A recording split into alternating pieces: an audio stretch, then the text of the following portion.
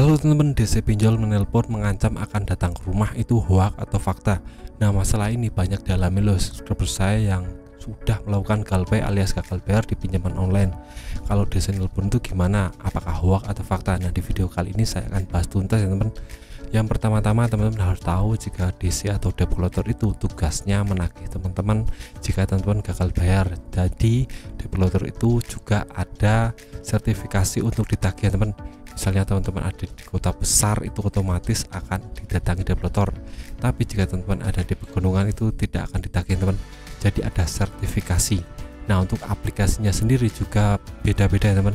Misalnya Aku Laku itu untuk penyebaran debt collectornya itu paling banyak di seluruh Indonesia teman.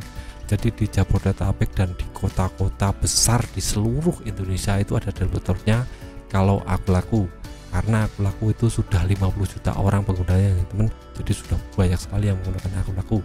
Tapi untuk pinjaman online lain seperti Kredivo, ada Kami, EasyCash, Shopee PayLater itu untuk penyebaran debt collectornya masih seputar Jabodetabek. Jadi jaringan debt collectornya belum banyak, belum menyebar ke seluruh Indonesia. Jadi umpamanya teman-teman pinjam di EasyCash tapi domisili teman-teman ada di Kalimantan atau Sulawesi, itu kemungkinan besar aman ya teman. Karena untuk debt collector yang paling banyak di Indonesia itu cuma Aku Laku saja, yang lain tidak ya teman. Tapi kenapa kok bisa telepon mengancam akan data bang? Nah, karena untuk debt collector itu sudah memegang yang namanya data kalian ya teman. Jadi data kalian sudah dipegang, maksudnya data itu namanya alamat, domisili, tempat tinggal itu sudah tahu ya teman. Jadi mengancamnya gampang, saya ada di kota ini, saya akan datang ke rumah teman-teman besok pagi. Nah, jika teman-teman nggak kuat mental akan terintimidasi dan langsung bayar tagihan, padahal kita tidak tahu aslinya debt collector itu ada di mana.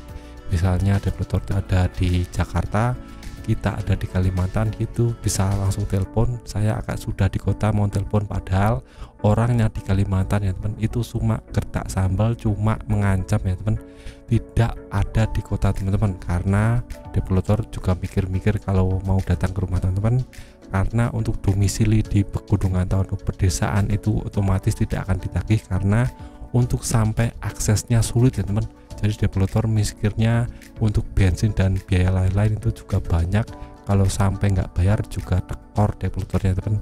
Nah, saran saya jika debt collector sudah menelpon seperti itu, teman-teman angkat saja dan bilang silahkan kesini tapi saya nggak punya uang, seperti itu.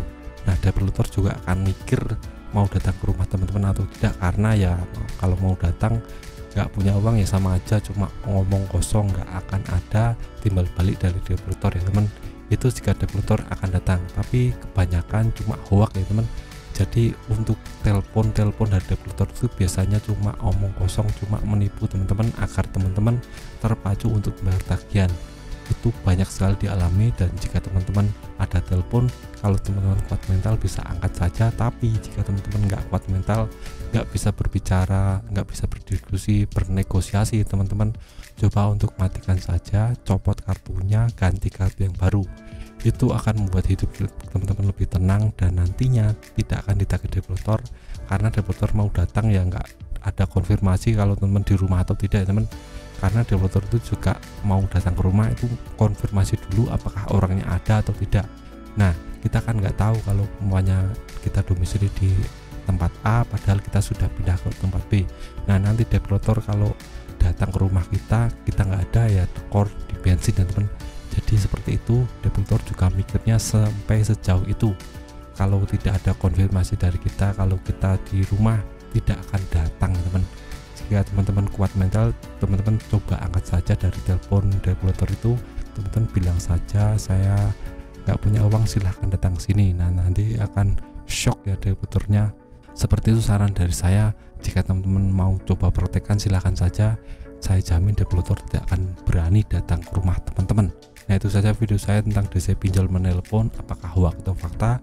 Menurut saya hoak ya teman, karena debt collector itu kalau menelpon ya pikir-pikir panjang ya teman kalau mau datang, karena banyak sertifikasi yang akan dilalui sebelum debt collector datang ke rumah. Jadi tidak tiba-tiba ya teman. Nah, itu saja video dari saya, semoga bermanfaat, tetap semangat kehidupan yang lebih baik.